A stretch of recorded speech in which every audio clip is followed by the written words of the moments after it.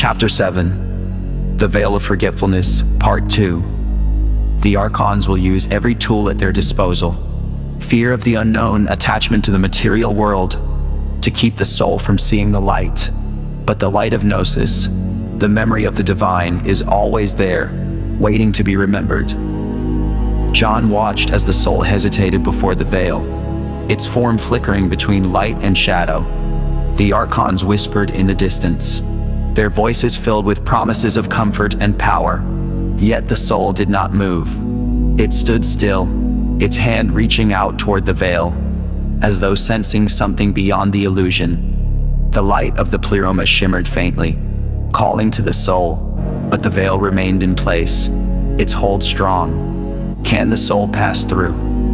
John asked, his voice barely above a whisper. "Yes," the figure replied, its voice steady. "But the soul must choose. The veil is strong, woven from the desires and fears that bind the soul to the material world. But if the soul seeks the light of Gnosis, if it remembers even a flicker of its true nature, it can begin to see through the veil. The process is not instant, but with each step toward Gnosis, the veil weakens." As John watched, the soul's light began to grow. It pressed its hand against the veil, and for a moment, the veil held firm. But then slowly, a small tear appeared, and a faint beam of light from the Pleroma pierced through. The soul stepped forward, its light growing brighter with each step. The Archons shrieked in the distance, their voices growing frantic as they tried to pull the soul back into the material world. But the veil had been torn, and the soul had seen the truth. "They can remember," John whispered, his heart swelling with hope. "The veil can be broken." "Yes," the figure of light said, its voice filled with quiet joy.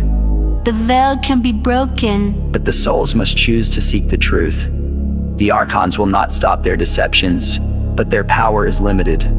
The light of Sophia, the divine spark within each soul, is stronger than the veil. Gnosis will lead the souls back to the Pleroma.